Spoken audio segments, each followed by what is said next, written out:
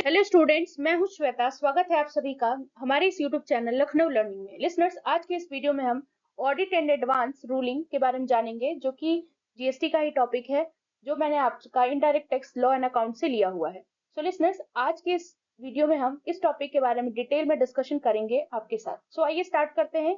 उससे पहले, अगर अभी तक आपने हमारे इस चैनल को लाइक, शेयर एंड सब्सक्राइब ना किया हो तो जरूर करें, ताकि आपको डेली नोटिफिकेशन मिलते रहे जो भी हम वीडियोस अपलोड करते हैं उससे रिलेटेड। सो लिसनर्स, आइए जानते हैं कि ऑडिट इन एडवांस रूलिंग क्या होती है। और एक और बात लिसनर्स, इस चैनल पर आपको एमकॉम के, बीबीए के, बीकॉम के, हर एक जो भी कॉमर्स से रिलेटेड जो भी आपका कोर्स है उसके सारे आपके यहाँ पर जो वीडियो के टॉपिक्स है, मतलब जो भी टॉपिक्स आपके सब्जेक्ट से रिलेटेड है, वो सब के सब आपको अपलोड कराए गए हैं। सो बेसिकली जो भी टॉपिक की जरूरत हो तो आप इस पर कमेंट कर सकते हैं। अगर कोई टॉपिक आपको ना मिल रहा हो तो हम आपको प्रोवाइड कर देंगे। तो बात कर लेते हैं audit and advance ruling in GST के अंदर। तो इसमें क्या बताया गया है कि जीएसटी के अंदर, जो इंडिया में जो जीएसटी है उसके अंदर जो ऑडिट एंड एडवांस रूलिंग का जो कॉन्सेप्ट है, वो एक इम्पॉर्टेंट रोल प्ले करता है किस चीज को, जो भी एक लीगल क्लैरिटी प्रोवाइड करने में या कॉम्प्लेंस करने में टैक्स पेयर को। तो ये जो प्रावधान है वो हेल्प करते हैं डिस्प्यूट को, झगड़ों को कम करने में, या फिर डिस्प्यूट को कम करने में, और ट्रांसपेरेंसी को मेंटेन करने में टैक्स सिस्टम में। तो बेसिकली इसी के लिए ये किया गया था।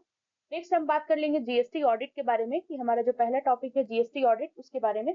तो सबसे पहले जाने कि जीएसटी ऑडिट होता क्या है। तो जीएसटी ऑडिट में हम बेसिकली परीक्षण करते हैं, एग्जामिनेशन करते हैं रिकॉर्ड्स का, रिटर्न का, या फिर दूसरे डॉक्यूमेंट्स का, जो भी एक रजिस्टर्ड टैक्स पेयर के द्वारा मेंटेन किया गया है। और वो भी किस लिए करते हैं, ताकि हम टैक्स की लायबिलिटी सही है कि नहीं उसको वेरीफाई कर सके, या फिर इनपुट टैक्स क्रेडिट को वेरीफाई कर सके, या फिर जीएसटी लॉ के अकॉर्डिंग वो किया गया है कॉम्प्लायंस कि नहीं, उसको देख सके। फिर अब आता है कि टाइप्स ऑफ जीएसटी ऑडिट, कितने तरीके के जीएसटी ऑडिट होते हैं, तो वन बाय वन डिस्कशन करेंगे। तो सबसे पहला आता है लिसनर्स टर्नओवर बेस्ड ऑडिट, जो कि सेक्शन 35 के अकॉर्डिंग होता है और रूल 80 के अकॉर्डिंग होता है।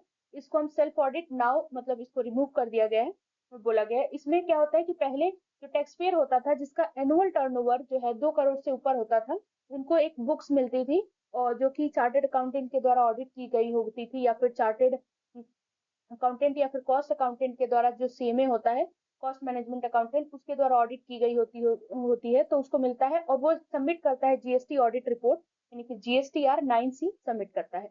ये जो प्रावधान है वो रिमूव कर दिया गया था बजट 2021 में, और एक सेल्फ सर्टिफिकेशन जीएसटीआर 9C का अब दिया गया है।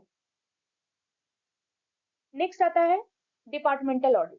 अब ये सेक्शन 65 के तहत होता है लिसनर्स। तो डिपार्टमेंटल ऑडिट क्या होता है, तो ऐसी ऑडिट जो टैक्स अथॉरिटी के द्वारा कंडक्ट की गई हो कंप्लेंट्स को वेरीफाई करने के लिए, या फिर जो टैक्स पेयर इसमें होता है वो 15 दिन के अंदर अंदर प्रायर नोटिस मिल जाता है जब से ऑडिट शुरुआत होती है, बिगिन होता है। तीसरा बताया गया है कि जो ऑडिट होता है उसको कंप्लीट कर लेना होता है 3 मंथ के अंदर, और ज्यादा से ज्यादा हम 6 मंथ्स के लिए एक्सटेंड कर सकते हैं।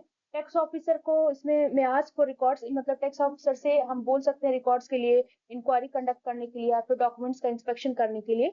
नेक्स्ट बताएगी इंस्पेक्ट करने के लिए। नेक्स्ट की अगर कोई भी डिस्क्रिपेंसी फाउंड करी जा रही है तो उसके अगेंस्ट में क्या किया जा सकता है, एक्शन लिया जा सकता है जीएसटी लॉ के अंदर में।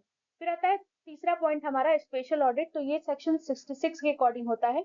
इसमें क्या होता है कि अगर टैक्स पेयर बिलीव करता है कि जो टैक्स पेयर है, मतलब टैक्स ऑफिसर अगर ये बिलीव करता है कि जो टैक्स पेयर है वो अंडर रिपोर्टिंग टैक्स है, या फिर आईटीसी यानी इनपुट टैक्स क्रेडिट है, तो वो एक स्पेशल ऑडिट के लिए ऑर्डर देता है।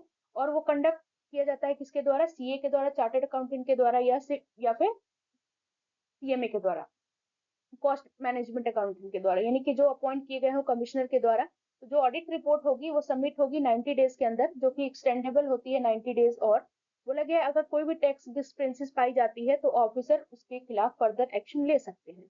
अब आता है नेक्स्ट टॉपिक, जो कि है हमारा एडवांस रूलिंग इन जीएसटी। तो एडवांस रूलिंग क्या होती है जीएसटी में। तो एडवांस रूलिंग एक डिसीजन है जो कि टैक्स अथॉरिटीज के द्वारा दिया जाता है अगर जीएसटी लॉ का इंटरप्रिटेशन हो रहा है कोई भी टैक्सेबल इवेंट के होने से पहले। बोला गया है कि ये हेल्प करता है बिजनेसेस को कि जो टैक्स रेट है उसको क्लैरिफाई करने में, क्लैरिटी देने में, या क्लासिफिकेशन के बारे में, या फिर आईटीसी की एलिजिबिलिटी के बारे में, और भी बहुत सारी चीजें। नेक्स्ट बोला गया है कि जो अथॉरिटीज हैं एडवांस रूलिंग की, वो कौन कौन होती हैं। तो 2 लेवल की अथॉरिटीज होती हैं लिसनर्स। पहला है अथॉरिटी फॉर एडवांस रूलिंग, यानी एएआर इसको कहते हैं। पहली लेवल की अथॉरिटी होती है, हर स्टेट में होती है। और दूसरी होती है appellate authority for advance ruling, यानी AAAR। तो इसमें टैक्स पेयर अगर मान लीजिए डिसएग्री है एएआर के डिसीजन से, तो वो AAAR यानी कि एएआर से अपील कर सकता है। अब बोला गया कि who can apply for an advance ruling, कौन अप्लाई कर सकता है एडवांस रूलिंग के लिए? तो कोई भी रजिस्टर्ड या अनरजिस्टर्ड पर्सन है जो कि रजिस्टर करना चाहता है जीएसटी में, तो वो कर सकता है। दूसरा कि कोई भी पर्सन जो अपने टैक्स एप्लीकेबिलिटी को, रेट को, वैल्यूएशन को, आरटीसी के एलिजिबिलिटी को या प्लेस ऑफ सप्लाई को चाहता है कि क्लैरिफाई करे, तो वो भी कर सकता है। नेक्स्ट आता है हमारा B, questions that can be asked for advance ruling. कौन कौन से क्वेश्चंस आज मतलब पूछे जा सकते हैं एडवांस रूलिंग में? तो ये सेक्शन 97 के अकॉर्डिंग आता है। तो एक एडवांस रूलिंग को शॉर्ट कर सकते हैं कैसे? गुड्स एंड सर्विसेज का क्लासिफिकेशन उसमें बता करके, एप्लीकेबिलिटी जीएसटी रेट का, जो ट्रांजेक्शन है उसमें गुड्स एंड सर्विसेज की सप्लाई हुई है कि नहीं है, या फिर time and value of supply को डिटरमिनेट करके, निर्धारित करके, या फिर admissibility of input tax credit. Next बताया गया रिक्वायरमेंट ऑफ जीएसटी रजिस्ट्रेशन। तो ये सारे क्वेश्चंस पूछे जा सकते हैं एडवांस रूलिंग में। अब लास्ट आता है हमारा listeners process of advance ruling. अब क्या क्या प्रोसेस होंगे एडवांस रूलिंग के लिए? तो पहला तो एप्लीकेशन आप फाइल करेंगे, जीएसटी या जीएसटी ARA01 फॉर्म जो है वो फाइल फिलअप करेंगे आप एप्लीकेशन इसमें फी के साथ। नेक्स्ट बोला गया कि जो AAR एग्जामिन करेगा इस एप्लीकेशन को और फिर क्लैरिफिकेशन देगा।